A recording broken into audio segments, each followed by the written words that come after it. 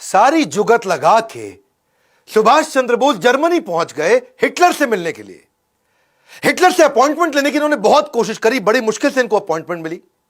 जब ये जाके वहां बाहर ड्राइंग रूम में बैठे तो अचानक एक आदमी आया, मतलब हिटलर आए और आके बोले, हेलो मैं हिटलर हूं, और अपना हाथ मिलाने के लिए आगे बढ़ाया।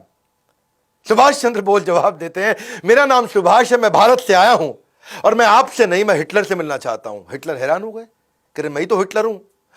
फिर वो वापस लौट के चले गए अंदर। अंदर से एक दूसरा आदमी आता है, फिर आके हाथ मिलाता है, हेलो मैं हिटलर हूं, बताइए। तो सुभाष चंद्र बोस फिर खड़े हो गए, नमस्कार मैं सुभाष चंद्र बोस भारत से आया हूं, मुझे आपसे नहीं, मुझे हिटलर से मिलना है। सब हैरान हो गए, अरे ये क्या चक्कर है, हिटलर तो आए मिलने के लिए। सुभाष चंद्र बोस ने मना कर दिया मिलने के लिए, बोले मैं हिटलर से मिलना चाहता हूं।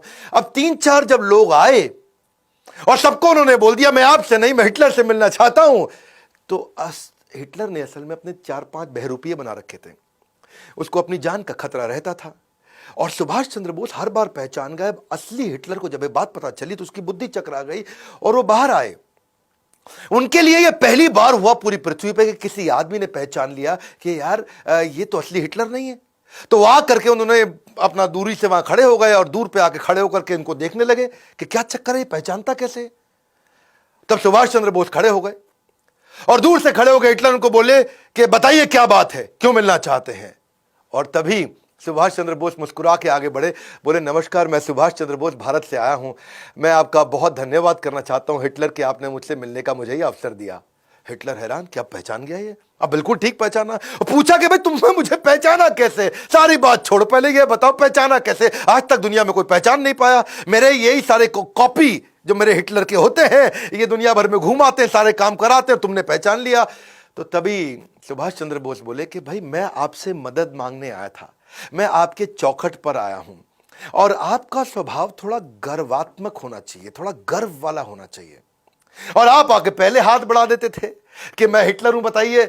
तो मैं उसी से समझ गया कि हिटलर के पास एक किसी पराधीन देश से, भारत जो कि परतंत्र है, वहां से कोई मदद मांगने आया। तो आपके चेहरे में वो गर्व नहीं दिख रहा था, तो आपके जो कॉपी थे वो राइट बिहेवियर नहीं डिस्प्ले कर रहे। और हिटलर की बुद्धि चकरा गई, बोला ऐसा इंटेलिजेंट आदमी कभी नहीं देखा, इसको क्या बोलते हैं एक्यूरेट जजमेंट।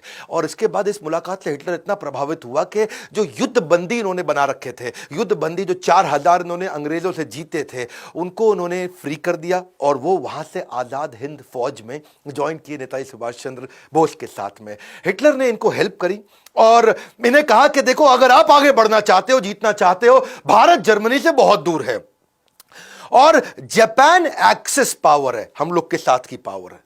मैं जापान में बात करवा देता हूं, आपकी कुछ सिस्टम्स तय करते हैं कि मैं आपको जापान भेजता हूं यहां से और वहां से आप टीम बनाई, क्योंकि जापान आपकी मदद करेगा, जापान हम लोग के साथ का है और जापान भी अंग्रेजों के खिलाफ है। तो ये बड़ा मुस्कुराया, इनको बहुत अच्छा लगा। तो हिटलर ने इनके लिए बहुत अच्छा अरेंजमेंट किया।